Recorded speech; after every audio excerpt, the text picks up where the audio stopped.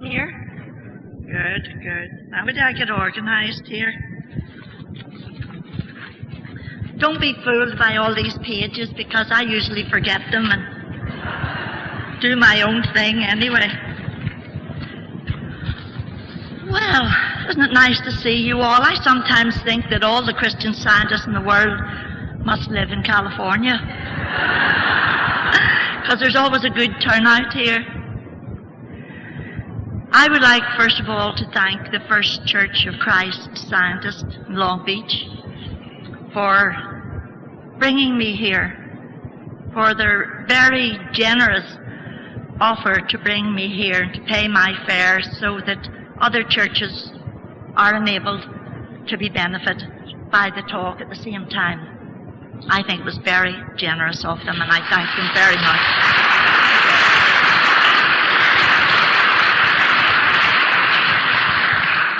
And I would also like to thank our organist today. Wasn't that lovely music?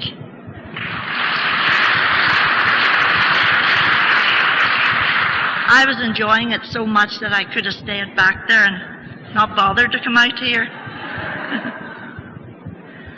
Well, I think that a lot of you people know me already through my tapes, and I just feel that I know you as well, because you know, I just feel the warmth and the love that comes back from you, and I really appreciate it. Thank you very much. Well, this is a new talk, so it's quite new to me as well as to you. But it's not really new to me, because it's something that I have been cherishing in my thought for several years. Living in a country like Northern Ireland and seeing all this war going on and all the terrible things that were happening in my own life made you feel sometimes that nothing good was going on or was ever going to happen. But I began to see like a golden thread right through my life that God's law of restoration was always present and in operation, right where the gloom and the doom and the hopelessness and the depression appear to be. And so it's been growing and developing in my thought, and this is just the outcome of it. Now, restore means putting back into nearly or quite the original form. Have you ever restored a piece of furniture or done up an old house? Have you? Well, you know that that's a very satisfying thing to do, but it's also a lot of hard work. The first thing you have to do, if you're going to restore a piece of furniture, for instance, is to recognize that there's something of value there. You have to recognize that there is some beauty, some goodness, something worthwhile that makes it worthwhile to restore it. That is called redemption. When you do that, you redeem the article from destruction, or you redeem a house from destruction, or a garden. Anything that you want to redeem and restore, you have to redeem it first. And if you've ever done that, you know that the first thing you have to do is clean it all down. And that's usually the hardest bit of all, because sometimes it can take weeks or months of consistent cleaning a piece of furniture to get it right down before you can start to restore it. Well, that's what we have to do for mankind as well, for ourselves and for our loved ones and for our enemies as well. And we also have to hold in mind what the finished object will look like. We have to have hope and faith and a picture in our thought that will tell us what this thing's going to be like at the end of the day. That's what keeps us going. And that's what we have to do when we're restoring our concept of man. We have to see man as God sees him, and that makes it all worthwhile. That helps us when we have to clean off layers of dirt that we see in other people or sometimes in ourselves. I have a young friend who's a Christian Science nurse. And I noticed the lovely qualities that he put into his nursing. And his whole life was dedicated to the cause of Christian Science. I was very impressed by this young man, and one day when I was in his company, I told him that I admired what he was doing and his total dedication to his work. And he replied that he hadn't always been that way.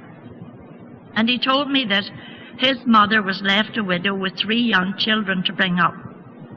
She was a very strong Christian Scientist. She brought them all up in the Sunday school and read them the lesson every day and made them apply it in their lives. But when he became a teenager, he began to rebel. And he thought he was missing something, that all his friends didn't have these restrictions. So he wanted to go out, and like the prodigal son, he went out and spent his money on riotous living. He got into drinking and drugs and promiscuous living and grew away from his family. He didn't want to go home. He didn't want anybody to preach to him. Well, one day, while he was under the influence of drugs, he crashed his car. It was a new car that his mother had bought him for his birthday. And he crashed the car. The car was a total write-off. And he was taken into a hospital. The hospital, of course, asked who his next of kin was, and his mother had to be informed. So his mother came to the hospital, and he was in pretty bad shape. And he was angry. He didn't want the hospital to tell his mother, and he didn't want her there, and he didn't want her preaching at him. And he had decided, well, he was going for medical care, and that's the way he was going to work it out. But he said that when his mother came to visit him, she never reproached him. She never said, when are you going to stop all this? She never said anything about the condition he was in. And she came for 3 days. She had to come a long way to visit him. She came for 3 days to visit him. And on the 3rd day, she was going home that evening. She opened her purse and she took out a set of car keys and she said, "There's the keys of your car." And he said, "Well, what good are keys? I have no car." And she said, "Well, I bought you a new car, exactly the same as the car you had before." And he said, "Mother, why did you do that? After all the things that I've been doing to you and the way I've been living." She said, "I'm not impressed by that." She said, "Do you remember when you were a little boy and you came in one day, you were playing soccer and someone hit you with a ball and your face was covered in blood?" She said, "Do you remember that I turned my back on you and I said, 'Right, get your clothes off and put into the washer.' And you kept saying, 'Oh, Mom, look at my face, I'm all covered in blood.' And she kept turning her back and she said, 'No, I'm not going to look. Get your clothes off, put them in the washer, and go in the shower.' And she refused to look. So finally he had to get off his clothes. He put them in the washer and he had a shower, and when he came out, there wasn't a scratch on him. He couldn't see anything wrong with him at all. Well, she said, "This means no more to me than the blood I saw in your face." She said, "Your real selfhood is untouched, and I refuse to be hypnotized by it or react to it." He said when his mother went out of the room, he began to cry like he hadn't cried in years. And he said that the way his mother handled the situation did more for him than if she had been angry and told him off. He said that day he promised he would dedicate the rest of his life to the cause of Christian Science. He came back into Christian Science and he's still in it and he's still nursing. What a woman she was. Didn't she express the real motherhood of God? She didn't come down and cry and lament like a lot of us do all the time. She refused to react. Now that was God's law of redemption. She redeemed him from being willful and sinful and extravagant and all the things that she could have attached to him. She redeemed him from that. and she restored him to his true sonship, his oneship with God. Oh, the power of God's law of restoration, which is going on everywhere right now. Everywhere we see gloom, disease, depression, decay, death, problems, right there is God's law of restoration. And if we would stop trying to pray so much about our problem, drop the problem, and say to ourselves, I am going to recognize God's law of redemption and restoration right now in my life and in my experience and in my body and in my thinking and in my finances, my family, my life, my home, my church. That would do a lot for all of us and for our world. Because while we dwell on the problem and talk about it, we're making a reality of it. Sometimes we just can't seem to resist talking about our problem. We want to tell all our family, we want to tell everybody we meet. We're only impressing it upon them and giving ourselves more work to do. So instead of doing that, claim God's law of restoration. Mrs. Eddy defines resurrection as spiritualization of thought, a new and higher idea of immortality or spiritual existence, material belief yielding to spiritual understanding. Now we will know that we're rising into resurrection when we feel this spiritualization of thought, a new and higher idea of immortality.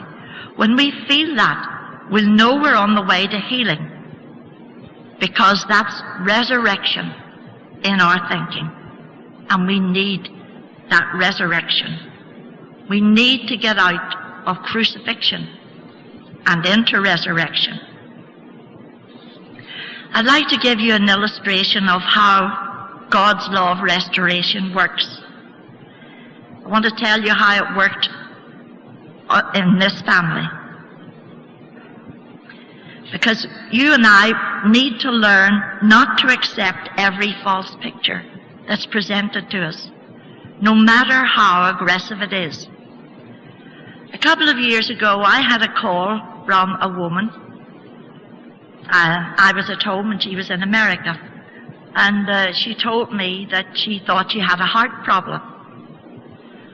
She had great difficulty breathing and even walking, and she was just tired and exhausted all the time, and she had a lot of pain. So I began to help her. I began to pray for this resurrection thought, to redeem her from being this mortal with this problem, and to resurrect her true identity and selfhood. Well, she began to feel a little bit better, but after a couple of weeks, she rang up and she said she had another problem that she hadn't told me about. And this problem was she was extremely upset by the problems in the Christian Science movement, which were spilling over into her little branch church. And there seemed to be two camps in her church, seemed to be very divided. All this was upsetting her and making her ill. And there was one member of her church that she hadn't spoken to for 3 years. And she felt she couldn't speak to this person, and she felt she shouldn't. So I began to talk to her about forgiveness. I pointed out to her that our Master could never have been resurrected, and he could never have ascended if he didn't forgive. I said, even on the cross, he forgave those that crucified him, those that put nails into his hands and his feet and a sword in his side and a crown of thorns upon his head. But the last thing he said was, Father, forgive them, for they know not what they do. And I said, while you hold a false picture of someone, you're keeping healing from yourself. Because Jesus needed to forgive everyone, even Judas, before he could be resurrected. And that she needed to do that too. And I pointed out that the Master said in the Sermon on the Mount that we have to do this, that ye may be the children of your Father which is in heaven. So we have to do it. We have to forgive. So she began to see this, and we talked a lot about forgiveness, and we began to talk about this woman that she couldn't speak to, and the other members of her church, and Christian scientists everywhere throughout the world. We began to see that each and every one of them, no matter what we thought of them humanly, is the beloved child of God, is without sin, without knowledge of evil, because that's how God sees it. Well, after we prayed this way for another couple of weeks, she rang me up and she said, what do you think? I went to church on Wednesday night. I was able to go to this woman and hug her. And she said the whole church noticed and were pleased and thrilled. And she was appointed first reader of her church. And she was making progress. But it didn't seem to be fast enough. And you know, when God's law of redemption and resurrection is put into action, it uncovers every piece of error. So, a couple of weeks after that, she came back again. She said, there's something else I need to tell you, Myrtle. She said, I haven't been able to tell anybody this. So she began to tell me that she had problems in her marriage, that her husband for many years had been involving her in sexual activities that she knew were not right. Now, her husband was the man who brought her into Christian Science. She was appointed first reader, and she thought that it wasn't right for her to have all this on her mind, and it certainly wasn't.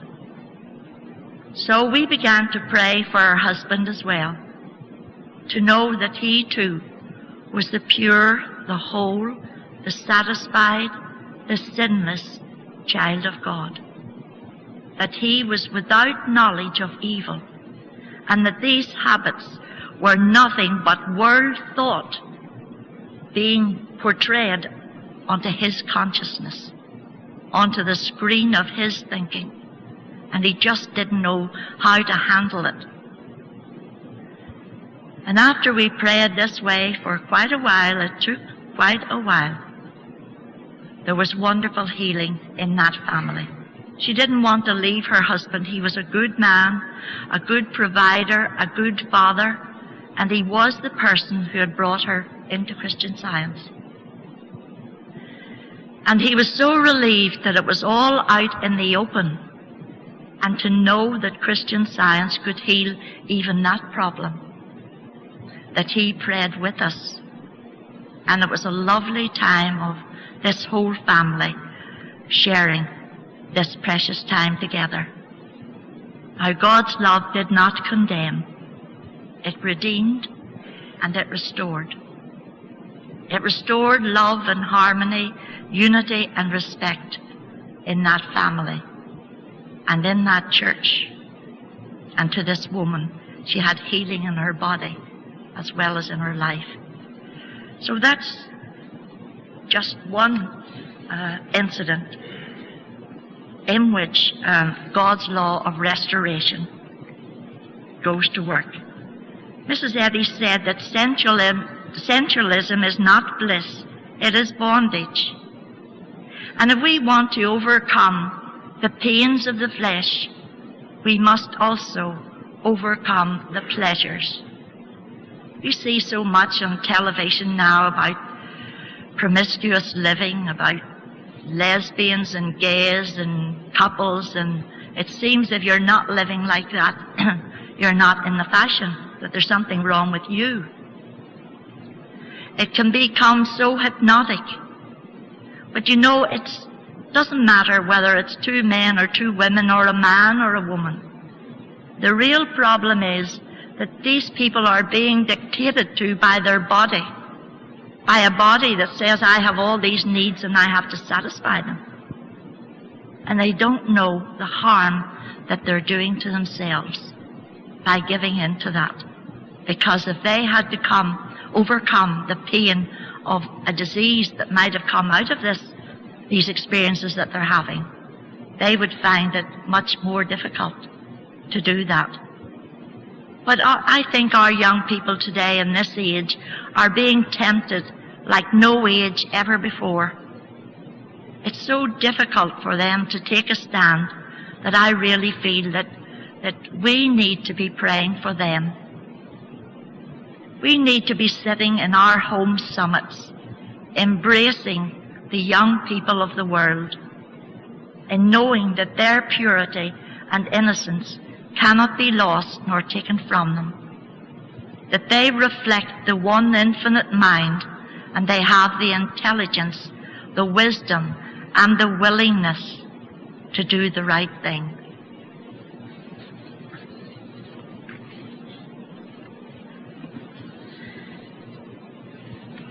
Talking about drugs, this young man on drugs, I had an experience with my son some years ago. He had left home and he was living in an apartment with a couple of his friends. And I don't know, he was about 22 or 23 at the time.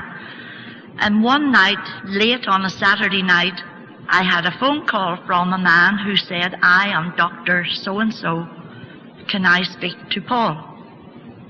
And I said, well, he doesn't live here. I could give you his number. He said, well, I must get in touch with him immediately. He said, he's due in at the hospital tomorrow. Now, my son had never been to a doctor in his life. So I said to this doctor, I think you've got the wrong phone number. No, he said, it's Paul Smyth. And I said, yes. He said, did you not know that your son is crippled with arthritis? He said, it's in his knees, it's in his hands. And he said, there's not much that we're going to be able to do about it. He said he's probably going to be in a wheelchair in about 3 months, and he'll be in that for the rest of his life. I just couldn't believe that I was hearing all this. Anyhow, I got in touch with my son and I asked him, was it right? And he said, yes, it is right, Mother, and I don't want you to interfere. He said, I do not want Christian Science treatment. I said, well, Paul, you've never had a doctor in your life. He said, I'm now an adult and I make my own decisions, and I've decided I'm going into a hospital and I'm going to have this treatment. So I said, well, I'll come up to the hospital the next day to see you. And I came up and Paul was there, and he looked ill and he looked like he was in a lot of pain. And he said, Mother, don't interfere. Please don't come to the hospital to see me. I don't want you to come and see me. I want to have medical treatment. And this young doctor came out to see me and asked me if I would come into his office. And he said, your son has told me that you're a Christian Science practitioner, and that he doesn't want Christian Science treatment. He said, Christian Science couldn't help this. This disease is incurable, and your son is going to be a cripple. And he said, really, he's an adult, and it's none of your business. And I replied, how dare you tell me it's none of my business? It's my business more than anybody else's business in this world. And you can't stop me from praying. So I went home and I was very angry, and I had to get over that and simmer down. I knew that wouldn't heal anything and it wouldn't help anything. So I began to pray. I knew that he didn't want treatment, but I had to treat myself so that I couldn't be hypnotized by this picture. Well, every day I went up, they had him drugged more heavily and giving him all different treatments and so forth, and sometimes they wouldn't let me in to see him. Well, one day it was our annual holiday time, and this doctor called me and said, would you mind taking Paul home for 3 days, because we're going to be short-staffed, and would you just take him home? We'll send him in an ambulance. And I thought, great, this is my chance. I was delighted. But Paul came home so heavily drugged, he didn't come out of it for 3 days. He didn't even eat or drink or anything. He was unconscious. And I was so distressed, I was ready to pull my hair out, and I felt so helpless. And then the scientific statement of being came to me. And I said to myself, there is no life, truth, intelligence, nor substance in these drugs. Why am I giving them power? They have no power to heal him, but they have no power to harm him.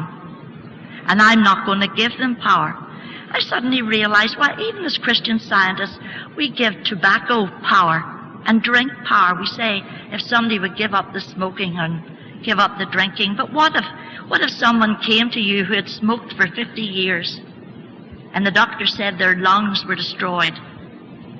Would you say, well, you shouldn't have smoked and I can't help you? You wouldn't say that. You had to know that no part of man has ever been hurt or injured or damaged. And so that's what I began to see and to know for him. That there was no life, truth, intelligence, nor substance in these drugs. All is infinite mind and its infinite manifestation, for God is all in all. Spirit is immortal truth. Matter is mortal error. Drugs are mortal error. Spirit is the real and eternal. Matter is the unreal and temporal. Spirit is God, and man is his image and likeness. Therefore, man is not material. He is spiritual. Well, that night I went to bed and slept content. The next morning, Paul woke up and said he was starving, and I brought him in his breakfast, and he said, "You were at your work last night, weren't you?" And I said, "Yes, I was." I said, "Paul, I had to do it for me. You couldn't stop me from doing that. Do you know that 2 weeks after that, he rode a marathon, a bicycle marathon from Belfast to Dublin, 200 miles there and back. He never came into Christian Science. He comes to it when he has a problem. But it didn't matter to me. I learned a lesson which helped me to help other people. People under medical care or on drugs or whatever. We must not believe that drugs could interfere with the life or the joy or the peace or the harmony of God's man.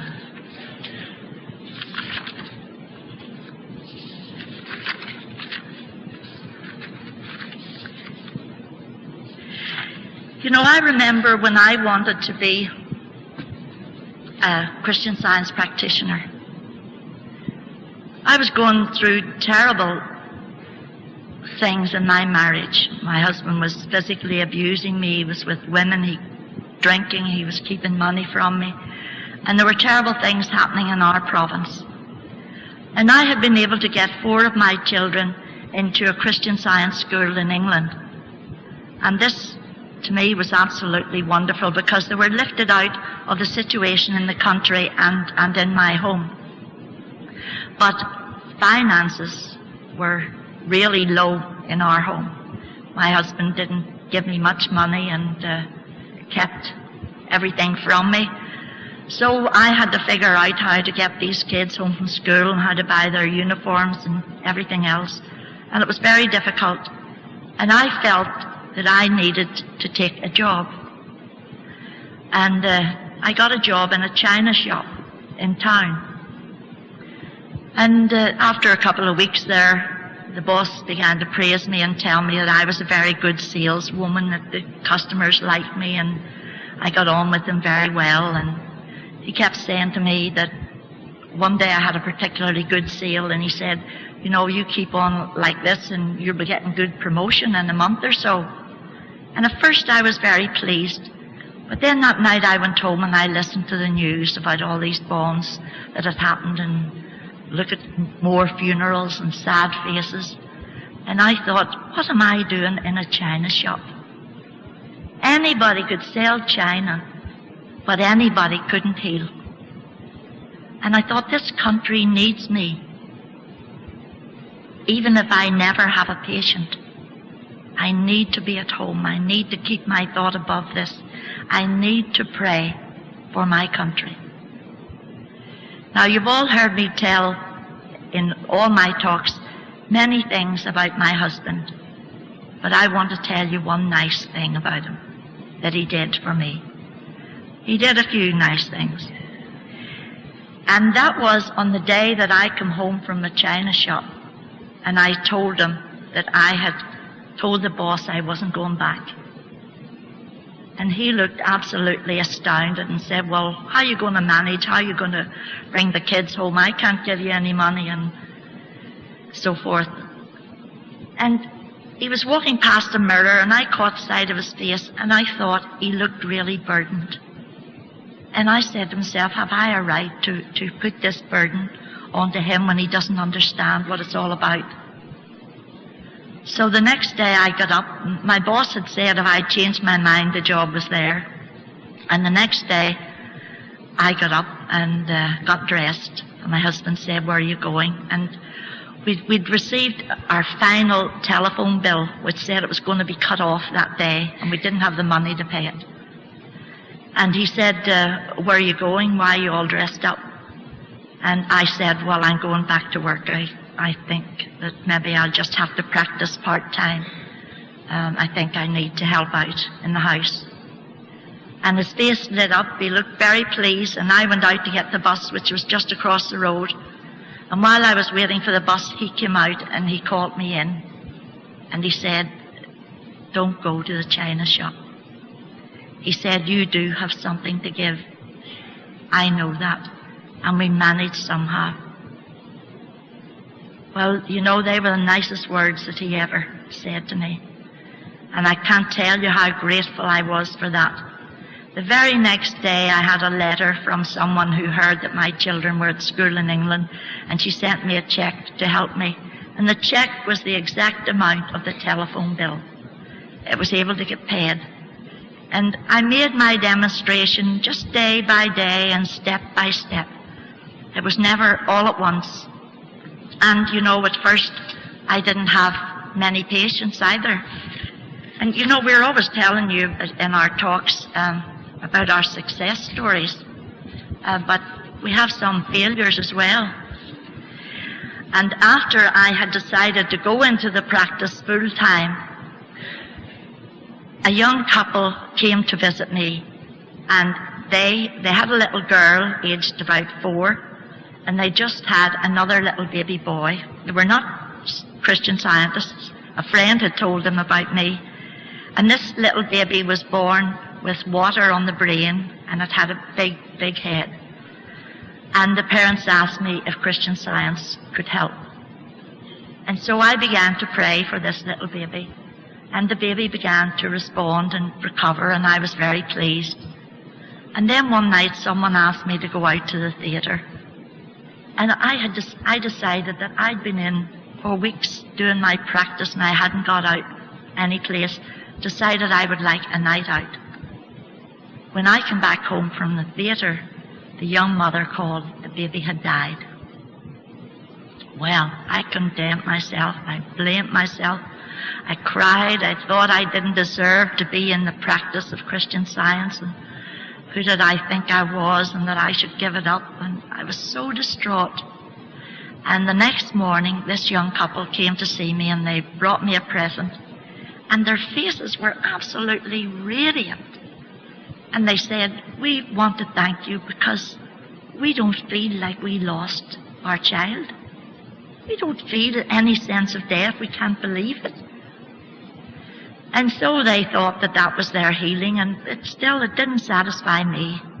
And I went on working about it and praying about it. Now, this young woman was told she could never have another child. For some months after that, she called me and she said, look, this doctor said I can't have another child. She said, would you pray with me because we want to have another child? So I asked her to come and see me, and told her about Hannah in the Bible, how she prayed for a child and how her prayer was answered. And I talked to her about Christian Science and that God was the only creator, the only father and the only mother. And we worked together for a couple of months, and then she conceived. And you know that she had twin boys, big bouncing babies. And she said she felt she got her first one back and another one as well. And she called one of the boys the name that the other little boy was called. So that was a great lesson to me. I had given up because it didn't work out the way I thought it should. But you see, God's law of redemption and restoration was at work in spite of me. And it's working in spite of you too.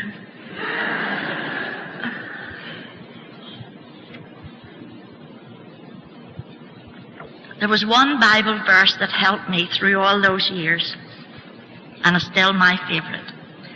It is, I will restore to you the years that the locust hath eaten. And my heavenly Father has kept his promise in my case. I could write a book about the ways that my heavenly Father has restored those years to me. And one of them was in the way that he restored my home.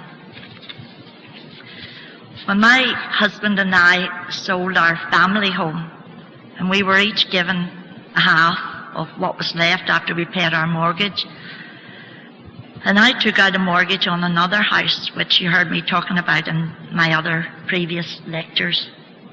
And to help me pay the mortgage and the bills, I took in guests. I did bed and breakfast. There was a woman who had a bed and breakfast across the road from me, came to me one day and asked me if I would take a man in for 2 months. And I brought her in. My husband had taken all my furniture and sold it. I didn't have any carpets. I had only one bedroom furnished, and that was mine. There was no carpets in the stairs, and there was only an old broken down settee. And I brought the woman in, and I said, well, I'm sorry, I would love to be able to take in a few guests that would help me, but you see, my house, it wouldn't be ready for that. Oh, she said, this man's an engineer, he's from Scotland, I don't think he's worried about carpets and everything. She said, as long as the food's good. And she said, I know you're clean because every time I look at you, you're cleaning or doing your garden. So she brought this man over, and he said, I'm not worried about carpets, don't worry about it. But I had to give him my bedroom, and I slept on the broken down settee.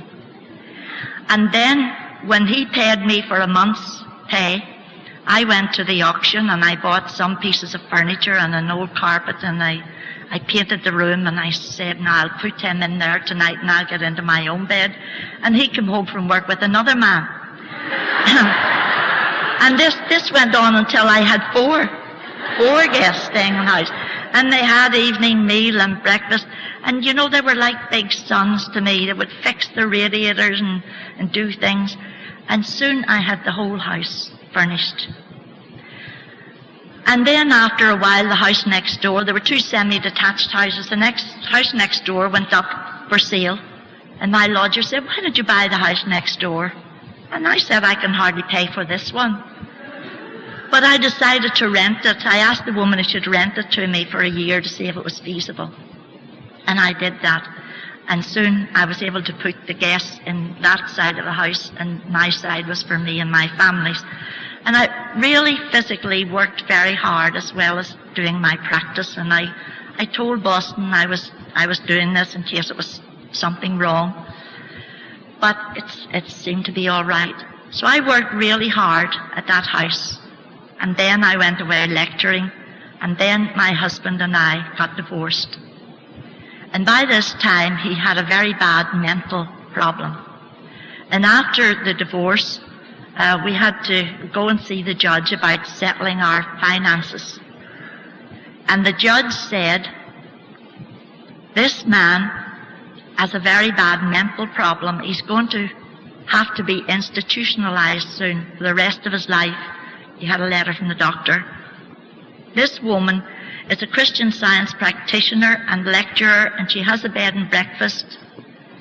So this judge awarded my husband like $50,000, which I didn't have, and I was told to pay it in 3 months. And I was just finishing my last year of lecturing. And a few close friends who knew about this, not many people knew about it, they thought it was so unjust. A couple of them wept, and they said, this just isn't fair. I said, I'll have to sell my house. And they said, it's so unjust. You worked for this house. And by the way, my husband had a lot of money which he never put in a bank. He put money in shoe boxes. He wouldn't put money in a bank in case anybody knew he had money. But I had no way of proving it because it wasn't in a bank.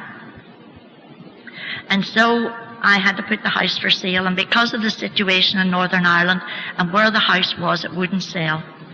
And soon I was having to pay interest on this money, which I didn't have to pay. And so my son came over from London, and he said that he would try and get a mortgage, and he could only get a very small mortgage. But it was enough to allow me to pay my husband this money and pay off the bank.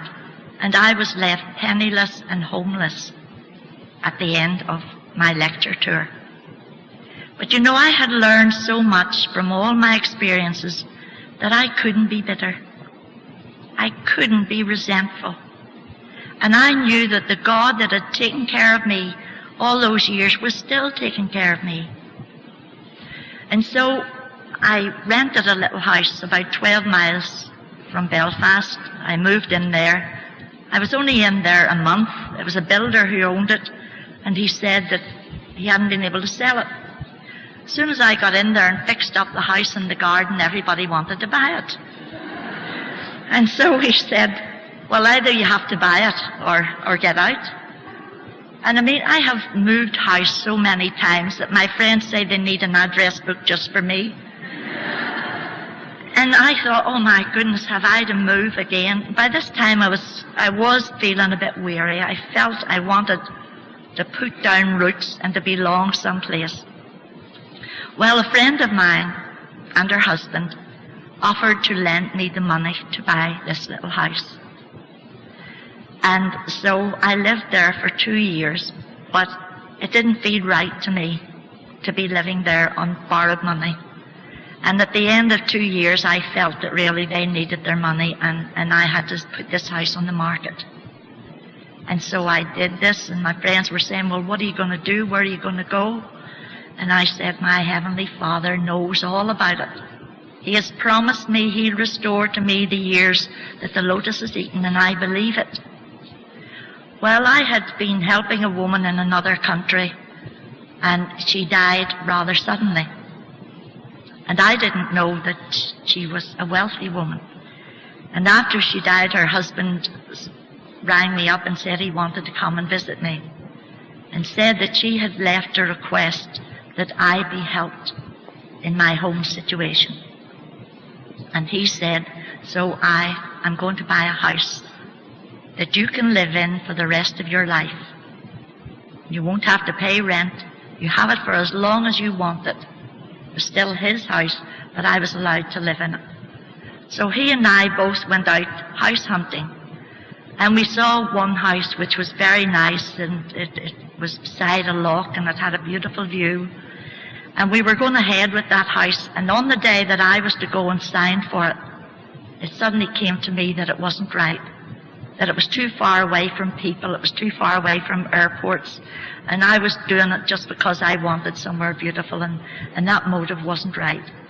So I went and told the people, no, I'm not taking that house.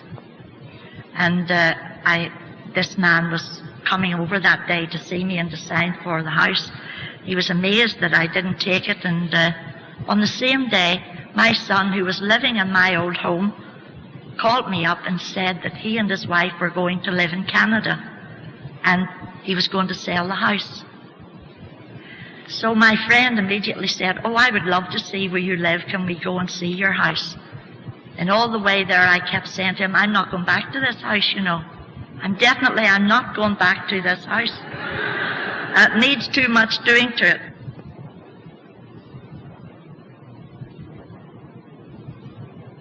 This man fell in love with it and said, "This is your house, Myrtle. This house is right for you, and this is where you should be." And I said, "No, I don't want, it needs too much doing to it, and I don't want to come back." He said, "Well, you might feel you don't need this house, but this house needs you." And when he said that, that was it. So I said, "Okay," and he said, "Now I want you to get this house fixed up. It needed a new roof, it needed rewired, it needed plastering and a new kitchen put in." And we made it again into 2 houses. And my 2 daughters moved into the house next door. They had been living in an apartment that they didn't like, and for them it was like coming home too. So I had my family, I have my house and my privacy, and my house has all been done up just exactly the way I like it. And my daughters are next door. Didn't he restore to me the years that the lotus had eaten? In the most unexpected way. I was talking to a teacher of Christian Science once about supply. I said, "It's my worst problem."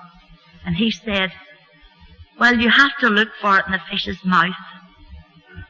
I said, "The fish's mouth?" He said, "You know where that is? The most unexpected place." And that's where it was, in the fish's mouth. The most unexpected place. You know, it's right to restore a house, a room, or a piece of furniture, or a person.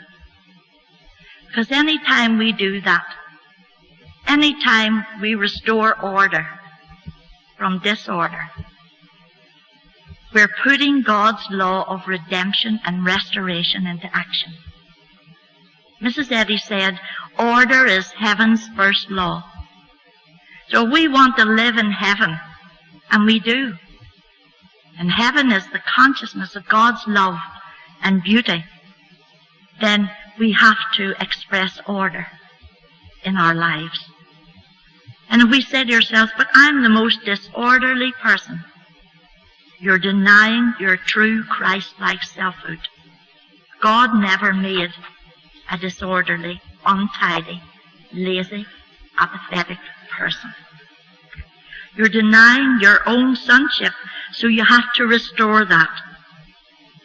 And if your house doesn't need that doing to it, maybe you could help somebody else to do theirs, or do it for your church, or something in your world to bring more beauty into our world. Plant more flowers. I was reading just before I came away Irvine Tomlinson's book about Mrs. Eddy. And she said, you know, that every home should have flowers and vines. And I believe that too, so that we can see that the kingdom of heaven has already come. It is here, right now. Now, before I get on to the next bit, I promised my friends I would tell you a joke that I told them last night. It's a bit corny, but it's nice. There was a policeman in Northern Ireland, and he was walking along this road when he suddenly saw a man coming along with 2 penguins. He was holding each one by the hand. So the policeman stopped and looked at him, and the man said, "Look what I found." He said, "I was walking down the road and I saw these 2 penguins, and they wanted to cross the road and I helped them." He said, "But I don't know what to do with them." The policeman said, "Well, why don't you take them to the zoo?" Oh, he said, "That's a brilliant idea. Good, I'll take them to the zoo." So off he went, and the next day the policeman was walking down the same road. He meets the man with the 2 penguins by the hand. He said, "I thought I told you to take those 2 penguins to the zoo yesterday." He said, "I did." He said, "It was great. I'm taking to the cinema today."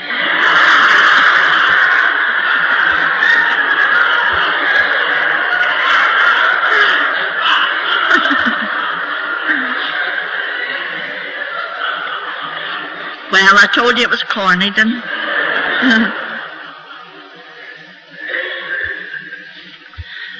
Right. Right now, the Christian Science movement is going through a very dark period, just like I was in my life. And what's happening in our movement is hurting a lot of people. A lot of people are getting sick because of this. And I want you to remember that it's not the things that other people are doing or not doing, but that you're letting it upset you. I let it upset me for quite a while till I saw what I was doing. It was interfering with my healing practice. And I said to myself, I refuse to be disturbed. Our Master said, you shall hear of wars and rumors of wars. See that ye be not disturbed. That's the important thing.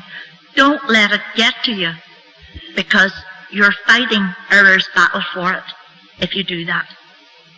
Say to yourself, no, I have work to do.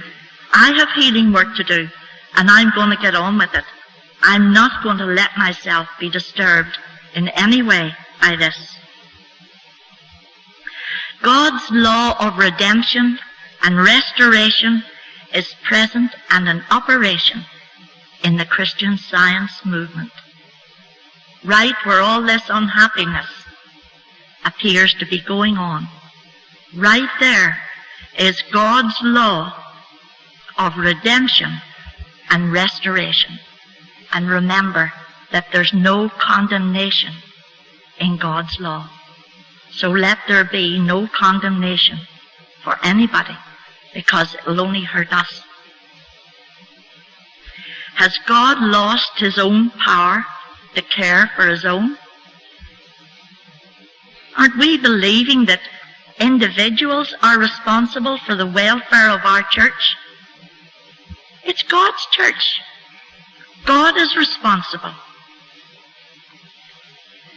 If we believe in a sick church, you'll suffer with a sick body, because our church is our church body. And the members of our church are the organs of our body. And if we believe in sick or diseased or dishonest or ugly members, then we believe in diseased organs in our church, and we can't afford to do that. A Christian Science practitioner has to go to see someone who's very ill, lying in a bed very ill. Is she going to see that person as a sick person and then try to heal them? She'd never do it. And so it is with our church. You can't see a sick church and then try to heal it. The spiritual idea of church is the structure of truth and love, a divine and holy idea, and it is intact. The perfect, pure church, which is God's church, and he's controlling. You know, Mrs. Eddy says in Science and Health, and this used to help me in my own country, she says, asking God to be God is a vain repetition. God is the same yesterday and today and forever. And he who is immutably right will do right without being reminded of his province. The wisdom of man is not sufficient to warrant him in advising God. Who would stand before a blackboard and pray the principle of mathematics to solve the problem? The rule is already established, and it is our task to work out the solution. Shall we ask the divine principle of all goodness to do his own work? His work is done, and we have only to avail ourselves of God's rule in order to receive his blessing, which enables us to work out our own salvation. And in 1 Corinthians chapter 12,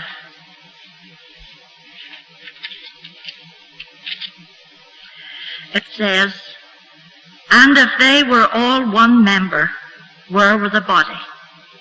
But now are they many members, yet but one body. And the eye cannot say unto the hand, I have no need of thee, nor again the head to the feet, I have no need of you. Nay, much more, those members of the body which seem to be more feeble are necessary. And those members of the body which we think to be less honourable, upon these we bestow more abundant honour, and our uncomely parts have more abundant comeliness. For our comely parts have no need, but God hath tempered the body together, having given more abundant honour to that part which lacked, that there should be no schism in the body, but that the members should have the same care one for another. And whether one member suffer, all the members suffer with it, or one member be honoured, all the members rejoice with it. Now ye are the body of Christ. We hear a lot in our movement about lectures, for instance, that they're for the public, they're for the non-scientist, and our services should be, everything's for the non-scientist. Well, I'm beginning to think that charity begins at home. And I think we scientists need to stick together more and love each other more and hold up each other's arms. Because Mrs. Eddy said, are we really grateful for the good already received? Then we shall avail ourselves of the blessings we have and thus be fitted to receive more. I think when we start cherishing and loving each other more and helping each other, if we see a member of our church who's sick, instead of thinking, well, they haven't asked me to pray and I really shouldn't interfere, go home and clear your own thought and say to yourself, I can't see a sick member in my church body. I refuse to see it. Clear your own thought of it, and that will help your own church. And when we start healing and loving and helping each other, Jesus said, that's how I know you're my disciples, if you have love one for another. So let that charity just begin at home. I've got lost here.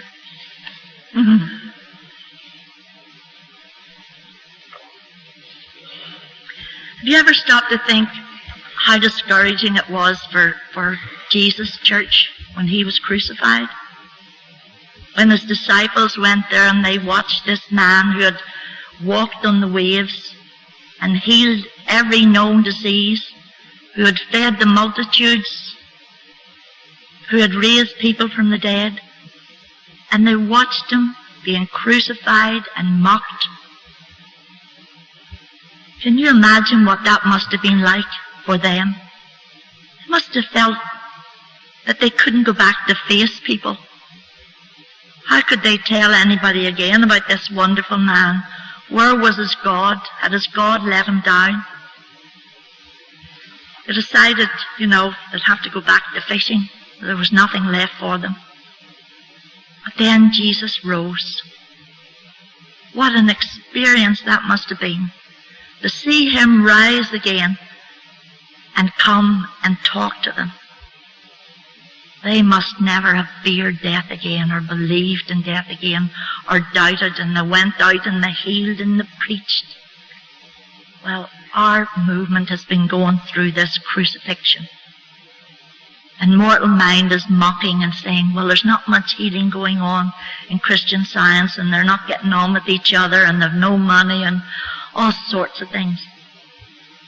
Are we going to believe all this? C-H-U-R, C-H. You are is in the middle of church. You are church. Wouldn't matter if you were the only Christian Scientist in the world and all the other churches were closed. You could start Christian Science again. All you have to do is heal somebody. So why wait till all the doors are closed? Start healing somebody. And it says that he appeared to his disciples. And one definition of appear means to become clear in the mind, to manifest itself, to become visible. And this is what happened when they saw him risen.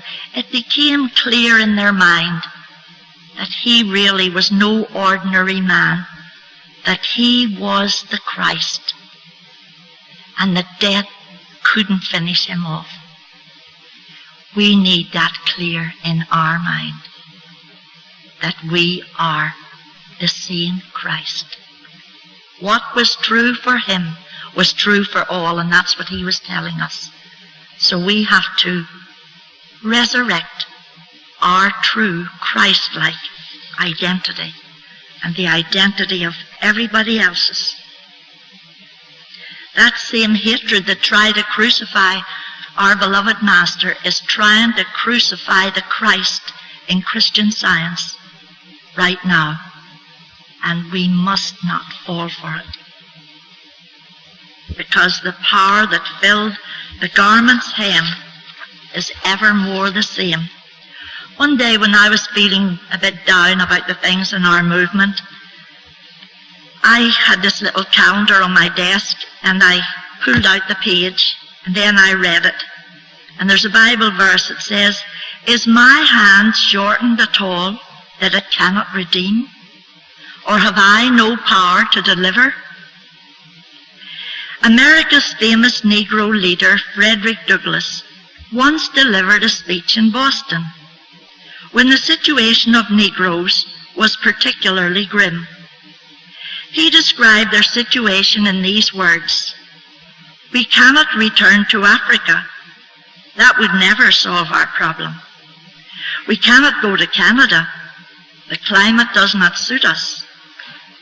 Here in America, we are deprived of all rights. We suffer threats and are ill-treated." The longer he spoke, the darker the picture became.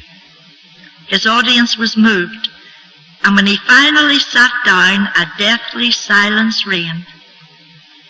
Then suddenly there stood up a Negro woman, grown old through hard work and much suffering, who asked in a loud voice, "And is God dead, Frederick?"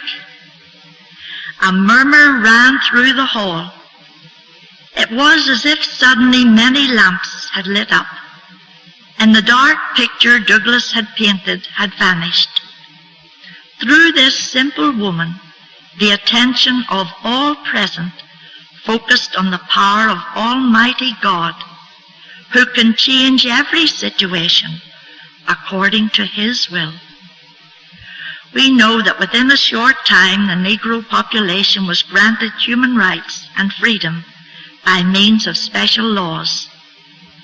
Is it not often the case in our lives that we only see the problems that gather over us like black clouds? As long as we look at circumstances, we will not be happy, nor will we find joy in the Lord. But if we remember our Almighty God and His power, everything changes rapidly. We know that He loves us, and that all things, even our difficulties, work together for good.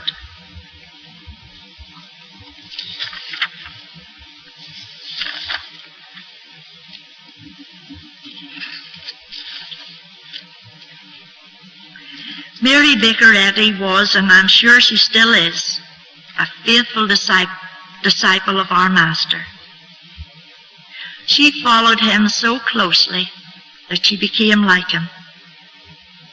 And because of her understanding of God, she too, through her wonderful discovery of Christian Science, has helped to redeem many from a false concept of God and man, and has restored them to their true identity as God's perfect spiritual ideas, and the true concept of God as a tender, caring, loving, all-powerful, infinite presence. She was truly chosen by God, for only one so close to Him could have gained such vision and understanding and had the courage and unselfishness to give it to our world, even though she suffered much in doing so. She'll never be forgotten, nor her good name ever be besmirched. Christian Scientists love her because of her closeness to God and His beloved Son, and because each and every one of us here could tell how our lives were redeemed and restored through the wonderful teaching that she has given to the world. You know, God's love also redeems and restores our bodies, our physical bodies. A few years ago when I was lecturing, I was having dinner with this woman and she told me a story. She had been a Christian Science nurse, and she and her husband hadn't any children, and they adopted this little girl. And this little girl loved Christian Science. She was a great little Christian Scientist, and she went with her mother on her rounds when she went to visit her patients.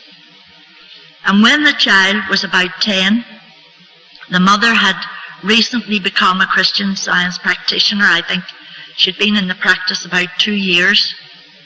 She said her practice wasn't going very well, and she didn't see much healing.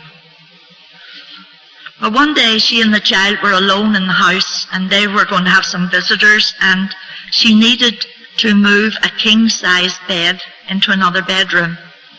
And she asked the little girl, who was then about 10 or 11, if she could help her to do it. But as they were going through the door, the bed was too heavy for the child, and she dropped it on her mother's foot. And it severed a toe and the whole side of her foot. The woman screamed out in pain, and the little girl immediately shouted out, "Mommy, don't look, don't look. I heard you telling your patients that God's law of restoration is always present and in operation." And the child went over and got tissues and lifted the toe and the piece of foot and threw it in the waste bin. She helped her mother to get into bed, and she kept telling her mother, "We don't need to tell anybody about this because Daddy's away on business, and you can do your practice in bed, Mommy, and I'll help you." And this little child helped her mother, and they worked that out. And within months, they watched her toe and the side of her foot grow. But she said it was more than her foot that was restored.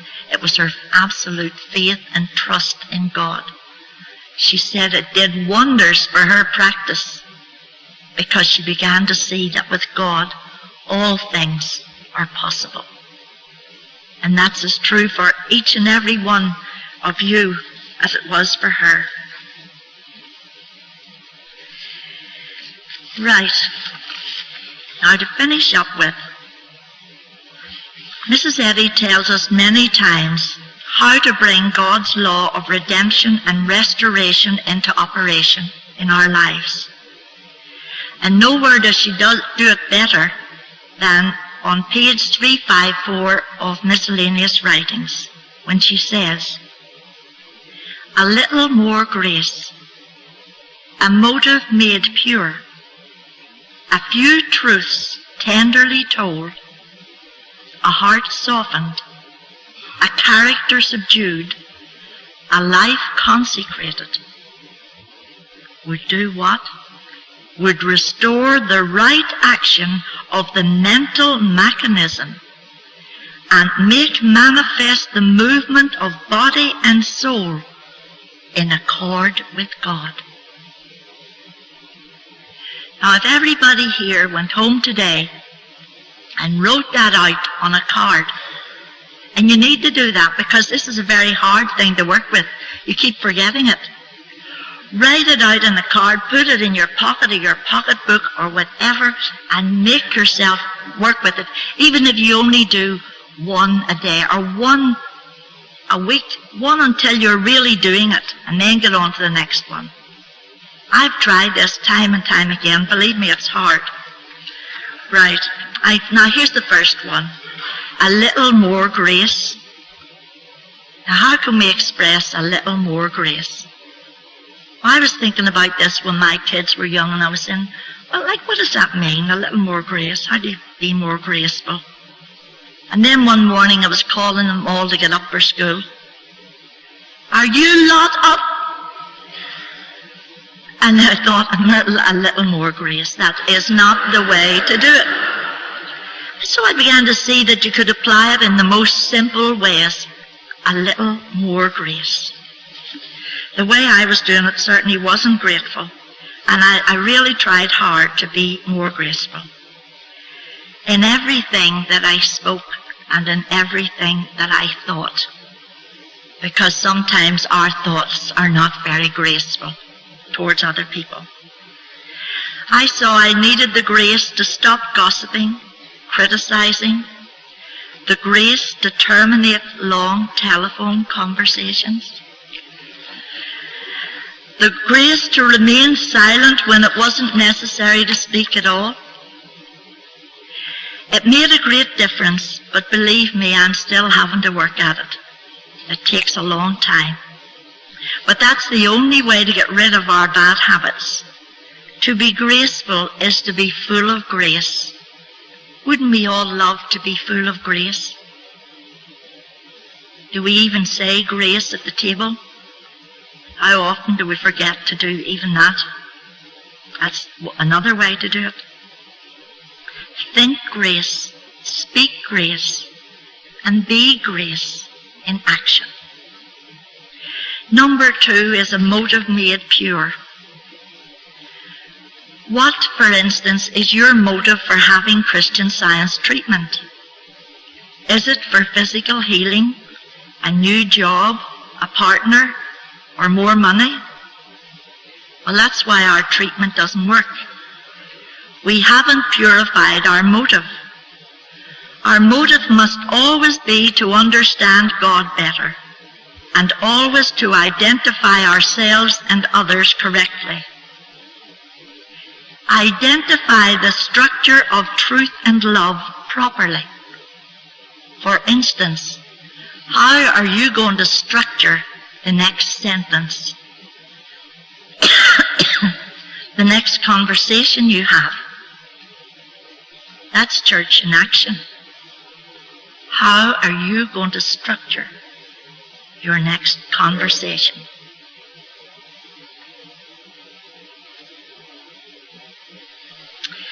Number 3, a few truths tenderly told. How often do we tell the truth but not very tenderly? I used to sit around the breakfast table with my kids reading a lesson. They're lying all over the table, and I would say, do you hear that? That means you. Have you got that? Not very tenderly, you know. I have a friend, and when her little girl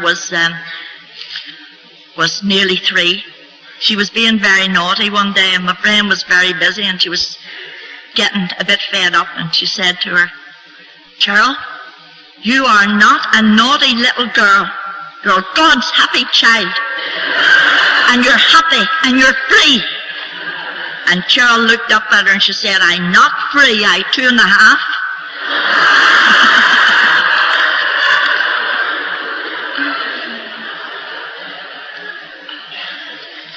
We have to tell the truth tenderly. I mean, how often do you sit and do the lesson and you wonder if some of the members of your church do the same lesson?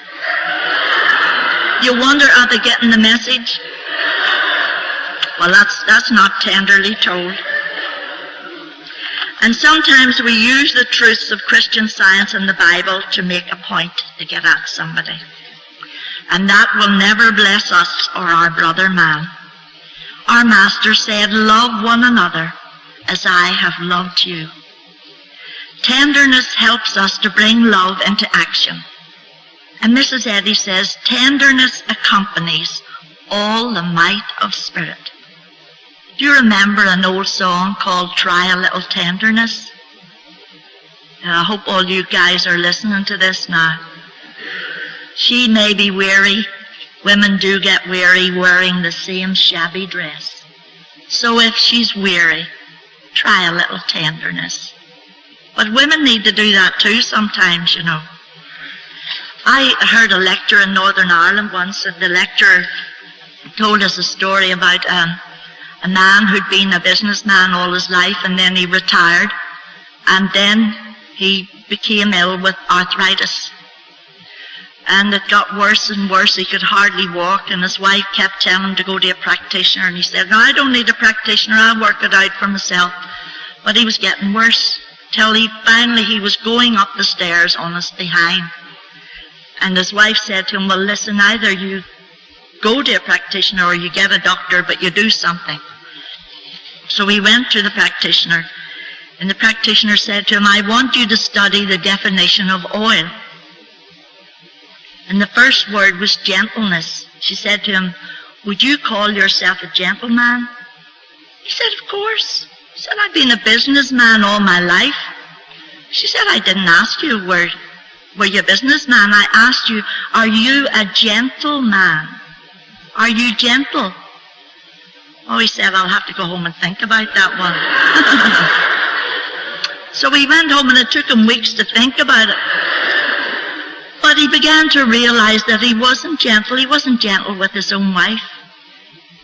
And only when he began to watch his thinking did he realize that he wasn't gentle. And so he began to put gentleness into everything he did.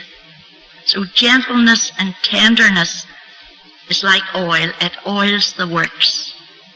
And if you put it to work, you'll just see the difference that it can make in your life. And when it makes a difference, I want you to write me a letter and tell me about it. I don't want you to write and say it didn't make any difference, because you haven't been doing it right then. Right, number 4 is a heart softened. My goodness, how we need this one. With so much concern in the world today about heart disease, we need to be more tender-hearted, more soft-hearted, more forgiving. Because hardened thoughts and attitudes lead to hardened arteries. We need to be soft and gentle, a heart softened. You know, Christian Scientists can be the most critical people in the world because we expect too much from each other. We get so uptight when a member of our church does something, and if our neighbor did the same thing, it wouldn't bother us. It's because we think they should know better. They're Christian Scientists, but we're judging and criticizing and condemning all the time, and we need to soften our hearts and our attitudes. And, you know, we have to let love circulate.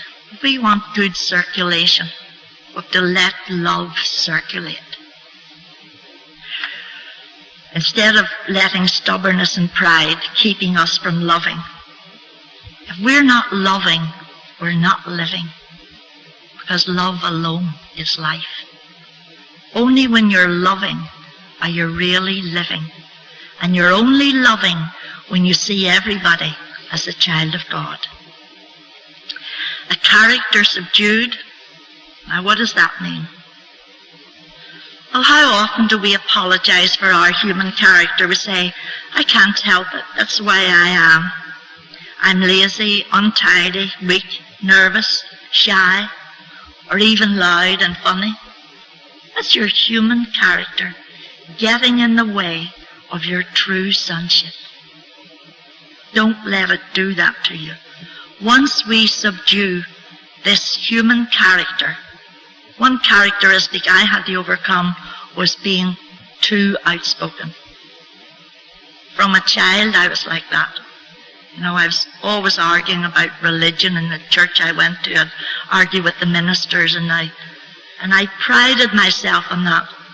Until one time, and it wasn't too many years ago, someone told me that I'd hurt her many, many years before. And this woman had nursed this hurt all these years. And I felt ashamed that, you know, I hadn't learned to be quiet and not to speak when I didn't need to. I thought it was right to be open. Sometimes it is right, but sometimes it's not. So we have to know when it is right and really listen. So we have to subdue that character and let our true Christ-like selfhood come forth. And now the most important one of all is a life consecrated. Is your life really consecrated to God? Truly your whole life, every day, every week, every month, every hour, or just when it suits you? Do you think that you could tithe some of your time, even 4 hours a week, and say, I'm going to take 4 hours a week, and I'm really going to pray for our movement. I'm going to pray for everybody in it to know that they're the child of God and that God is governing. Or I'm going to pray for a world belief. It can be any world belief. It can be the disease called cancer. It can be any disease or any world problem or young people or drugs or whatever. But boy, what a difference you would make. Have you, for instance, how many of you could honestly say to me that you take time to pray for our practitioners and lecturers and teachers and people in high office in our movement? Can anybody put up their hand and say, honestly, I do? Yeah. You know, one night I was living in England, and I had a very bad problem, and I had a very bad hemorrhage, and I was alone in the house, and I couldn't get out of bed, and I was really ill. And my husband was chasing me everywhere I went, and I was feeling so hopeless that I felt I would have to end my life. Because although I was praying in Christian Science, I didn't seem to be getting anywhere. And I felt so homeless and so alone. And I looked up the journal, and there were not many practitioners in the area that I lived. They were quite a bit away, and I really didn't know who to call. I was in bed. And I remember lying there crying and saying, well, my Father has always helped me, and he knows my need, and he'd show me the way. And the telephone went. And this woman said, you don't know me, but I'm a fellow practitioner. I live in the south of England. She said, your son goes to school with my daughter. He's in the same class. She said, I decided to take today to pray for all the practitioners in the world. And I've been praying for them all day. And when my day's work was done, your name has come to me 5 times, and I don't know why. And I said, well, I'll tell you why, and I told her my problem. That woman and her husband drove 200 miles through the night, and they came up to me and nursed me, they fed me, they bathed me and washed me, and stayed in a guest house nearby until I was on my feet. And I realized that was something I'd never done. But I've done it since. Believe me, one night when things were bad in Africa, I decided to pray for the practitioners and the teachers in Africa to know that they were enough to meet that situation. And you know, that night before I went to bed, I had 2 calls for help from Africa. And I didn't know anybody in Africa. And they didn't know me. They got my name in the journal. You see the power of thought?